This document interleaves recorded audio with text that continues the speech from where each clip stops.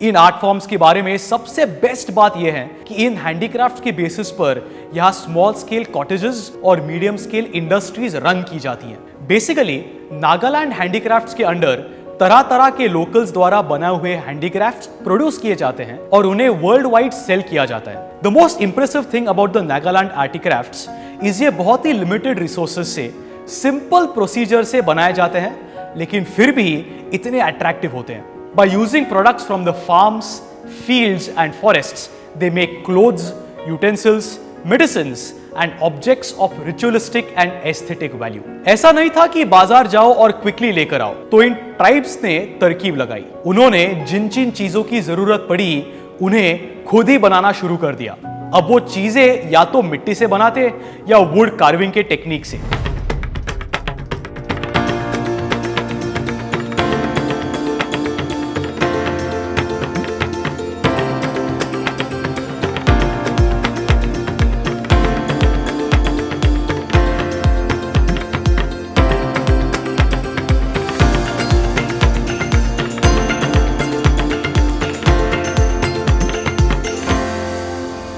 Welcome back friends to another exciting episode of this series. This series on endangered art and cultural forms is insightful and inspiring at the same time. As we get many insights on ancient art forms और उन्हें जानकर हम उनके बारे में और लोगों को बताते हैं तो automatically it is a one step towards their revival. So let's keep up with this good work. आज हम बहुत ही ब्यूटीफुल जगह पर बनाए जाने वाले आर्ट फॉर्म्स के बारे में जानने वाले हैं। I'm super excited to share it with you. So let's explore it together.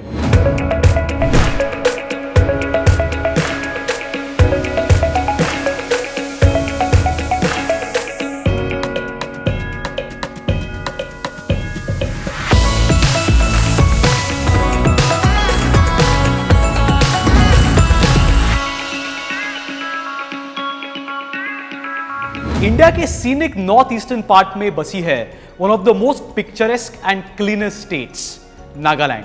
Nagaland अपने आप में ही एक इतनी खूबसूरत जगह है, तो सोचिए यहाँ पर बने हुए आर्ट्स कितने सुंदर होंगे।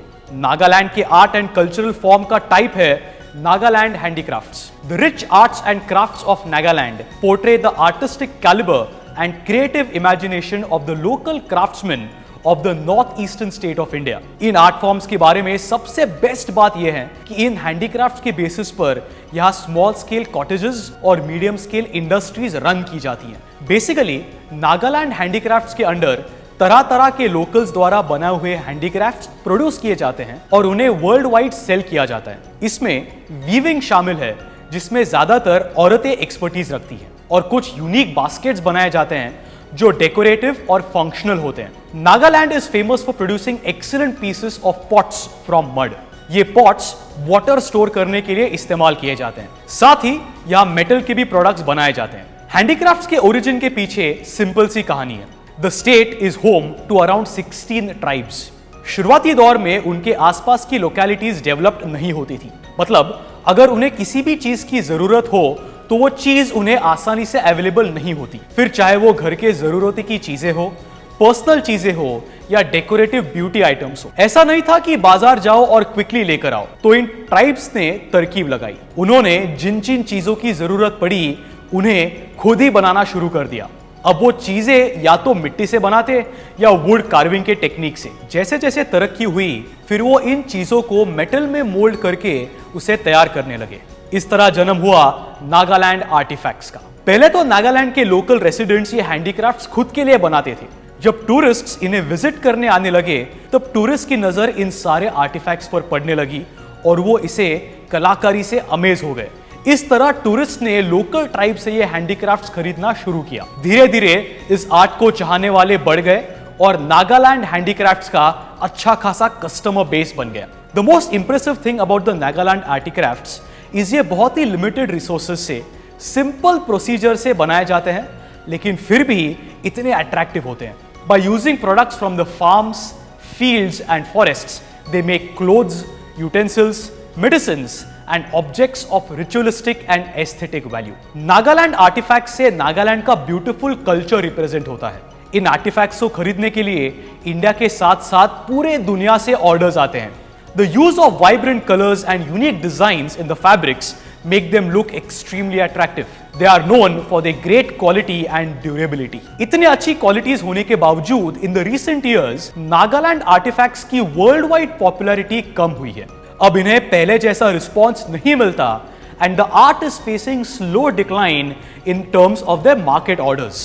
अब इस आर्ट फॉर्म में एंगेज होने वाले लोगों की संख्या कम हो गई है, इसीलिए ज्यादा क्वांटिटी में इनकी प्रोडक्शन भी नहीं होती, इसीलिए इनकी मार्केट प्रेजेंस भी तो कम हो गई है। Now people hardly know about this culture and such a rich legacy of Nagaland behind it. The main reason why Nagaland artifacts are not in demand is again modernisation. आज के जमाने में इतने सारे आर्टिफैक्ट्स ऑनलाइन प्लेटफॉर्म पर अवेलेबल है कि कोई लोकल आर्टिफैक्ट्स को यूजुअली प्रेफर नहीं करता, और नागा आर्टिफैक्ट्स के लिए अपने आप को ऑनलाइन मार्केट्स में एस्टैब्लिश करना बहुत मुश्किल है। ऐसा इसलिए क्योंकि उसके लिए उनके पास रिक्वायर्ड सपोर्ट नहीं है। इनके नेक्स्ट जनरेशन ज्यादातर अपने लाइवलीहुड के लिए कोई दूसरा सोर्स ढूंढ लेते हैं, तो प्रोडक्शन करने वाले लोकल्स का भी नंबर धीरे धीरे कम होते जा रहा है। वेस्टर्न आर्ट से कंपीट करना इन लोकल क्राफ्ट्समैन के लिए बहुत बड़ी बात है, और वो ना करने की वजह से आज ये आर्ट फॉर्म एंडेंजर्ड हो चुका है। अगर हम इस आर्ट फॉर्म को रिवाइव करने में मदद करेंगे तो नॉर्थ ईस्ट की ब्यूटी को रिवाइव कर पाएंगे, इस छोटी सी कम्युनिटी का कल्चर प्रिजर्व कर पाएंगे। Government bodies are taking necessary steps to revive it and support the locals. जितने लोग इन आर्टिफैक्ट्स के बारे में जानेंगे उतनी ही इन आर्टिफैक्ट्स की अवेयरनेस भी तो बढ़ेगी। This way we will be able to save it from becoming extinct. So friends, कैसा लगा आपको ये नागालैंड के ब्यूटीफुल आर्ट फॉर्म के बारे में जानकर?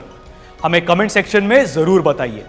I will see you in the next episode. Till then, stay tuned and don't forget to subscribe to our Mind Wars YouTube channel.